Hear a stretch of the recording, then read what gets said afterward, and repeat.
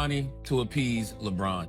One thing that never gets talked about, and I don't understand why, you hired LeBron James's podcast co-host as the head coach of your organization, a person who has never had any coaching experience ever, to appease him as well. And he's not a good coach.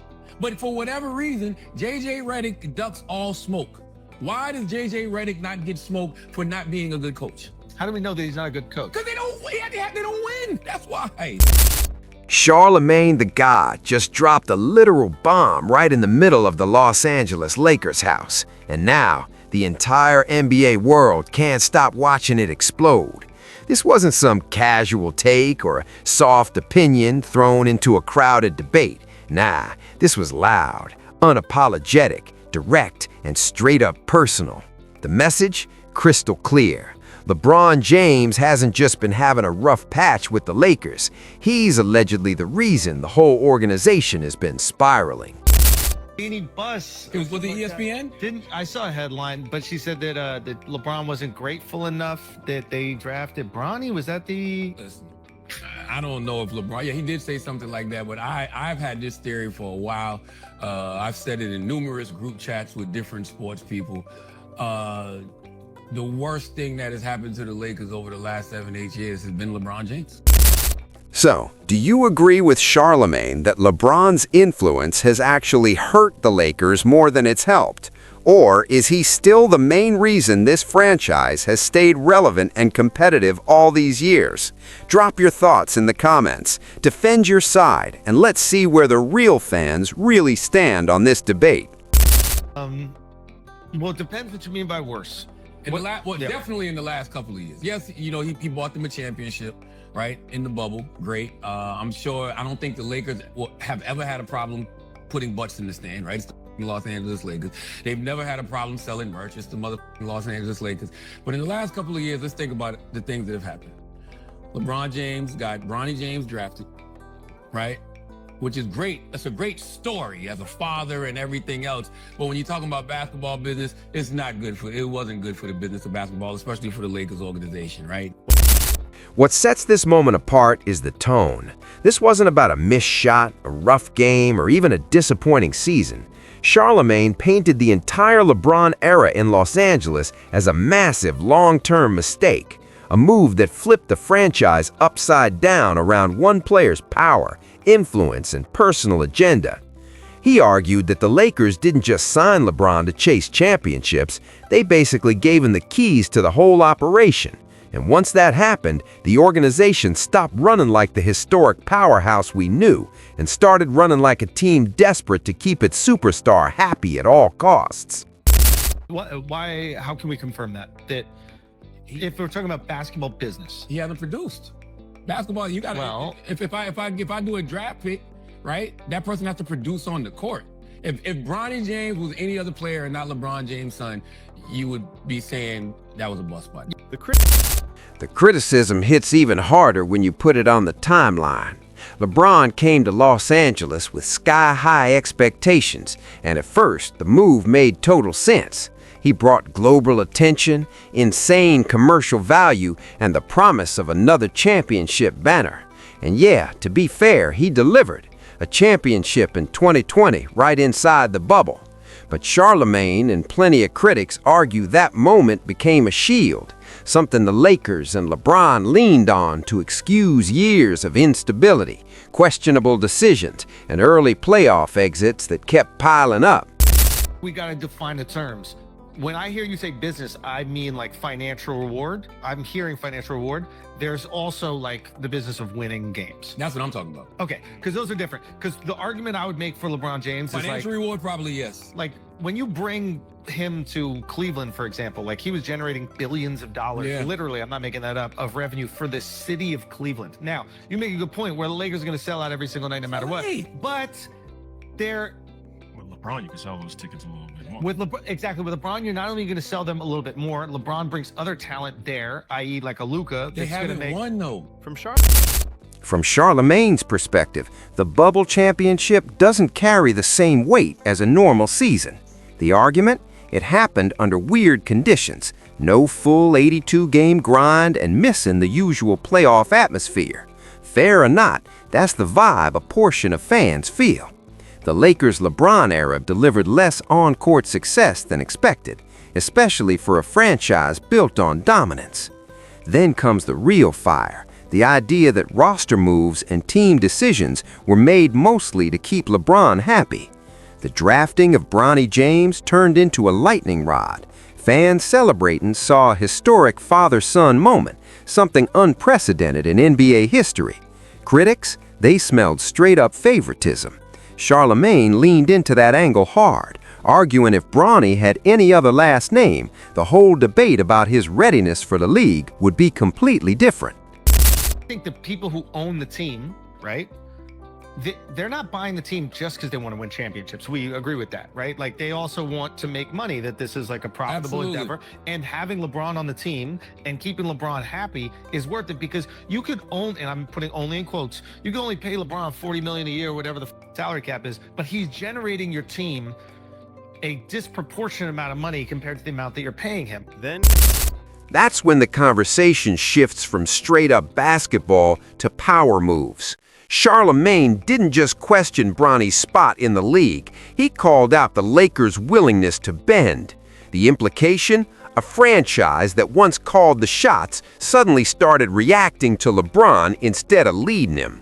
And Charlemagne argues when a team stops leading, that's when it begins losing its identity. Whatever reason, J.J. Redick ducks all smoke. Why does J.J. Redick not get smoked for not being a good coach? How do we know that he's not a good coach? Because they don't win. That's why. Yeah, but I think winning is a combination. I'm not just saying this because I like JJ, but like I think winning is a combination of being a good coach and having the right team to win. He had LeBron. He had Anthony Davis. Now he's got LeBron. He's got Luka. He's got Austin Reeves. Like, what are we talking about here? Another major flashpoint? The team's hiring decisions. Charlemagne and others suggest that relationships, media clout, and personal connections shaped who got leadership roles. Fair or not, it fuels the growing narrative that the Lakers' internal structure shifted dramatically during the LeBron era. The issue isn't just bad decisions, it's that they were made for the wrong reasons. And the criticism doesn't stop at management. Coaching is also taking heat, especially when the results fall short of expectations. When a roster is loaded with multiple all-star players and the team still can't dominate consistently, the blame spreads fast. Charlemagne's stance is clear. Winning should be the norm, not the exception. If the wins aren't there, excuses about chemistry, injuries, or development barely hold in a city like Los Angeles. But here's where it gets complicated. While Charlemagne's points resonate with some fans, they overlook another reality. LeBron has always been a system unto himself. Everywhere he's played, teams reorganized around him. Cleveland did it, Miami did it, Los Angeles did it, and for the most part, it worked. Championships came, revenue exploded, global attention skyrocketed. The formula was proven long before he ever put on a Lakers jersey. Financially, LeBron's impact on the Lakers is undeniable. Ticket sales, jerseys, international viewers, sponsorships, everything surged. Even critics admit his presence turned every Lakers game into a global event. The franchise didn't just get a player, it got a money-making engine. And in modern sports, where profit and branding sit alongside championships, that matters. Still, for many, especially die-hard Lakers fans, money doesn't equal banners. Legacy is built on winning, not just relevance. That's where the tension lives. Because even though LeBron delivered a championship, the surrounding years were uneven. Injuries, roster experiments, failed trades, and early playoff exits created a feeling the team never fully stabilized during his tenure. Charlemagne's harshest claim, LeBron's influence may have cost the Lakers their long-term future. Trading young talent, reshaping the roster repeatedly, chasing short-term contention instead of building continuity. Critics argue those decisions left the Lakers in a constant state of reset. Instead of building a sustainable system, the team kept pivoting, always trying to match LeBron's timeline. Supporters push back hard, saying LeBron did exactly what he was brought in to do, win. And that's exactly the expectation when you sign a superstar late in his career. You don't plan for a decade, you plan for today. In that light, the moves make sense. The championship proved the strategy worked, at least short term. But now, With younger stars arriving and new leadership dynamics, the conversation changes. As the franchise looks ahead, the balance of power shifts. Young talent takes priority, long-term planning comes back, and suddenly, LeBron isn't just about what he does on the court, it's about how his legacy fits into the team's next chapter. Charlemagne's comments tap right into that transition. His argument isn't only about past missteps, it's about the present reality. He suggests the Lakers are caught between two identities, honoring LeBron's era while trying to build the next one. And in that tension, confusion emerges. Who's really leading? Who's shaping the future? How much influence should LeBron still have? The emotional weight here is massive. LeBron isn't just another player. He's one of the most polarizing figures in sports history. Every success is magnified. Every failure is dissected. Every move is questioned. And after more than 20 years in the spotlight, reactions have never been stronger. Charlemagne didn't create the debate, he exposed it. The questions were already there. Did the Lakers give up too much control? Did LeBron's influence reshape the franchise in ways that hurt long-term stability? Was the championship worth it, all the inconsistency that followed? These aren't easy questions, and there are no simple answers. What makes this moment even more gripping? Timing. LeBron is nearing the final phase of his career, and the league is shifting. New stars are emerging. New rivalries are forming. The conversation is slowly moving from what's he doing now to what will his legacy look like when it's done. And with that reflection comes perspective, not just on his greatness, but on the impact he left on every team he touched. For the Lakers, that reflection is complicated. The LeBron era brought visibility, revenue, and a championship, but also pressure, constant roster shuffles, and a complete redefinition of how the organization ran. Whether it was worth it, that depends on who you ask. Fans who care most about winning might feel underwhelmed. Fans who value star power and relevance, they may see it as a success. Charlemagne picked a side, and he did it loud and unapologetic. He framed LeBron not as a savior, but as a disruptor. Not as a franchise builder, but as a power player who molded the team in his own image. That perspective hits hard because it challenges the dominant narrative. It makes fans look back on the last several years, not as isolated seasons, but as one connected era defined by a single man's influence. And yet, the story isn't over. As long as LeBron is playing, producing, and commanding attention, the debate keeps going. Every win strengthens his case. Every loss fuels the critics. Every choice, from roster moves to coaching strategies, writes another chapter in a legacy already among the most complex in sports history.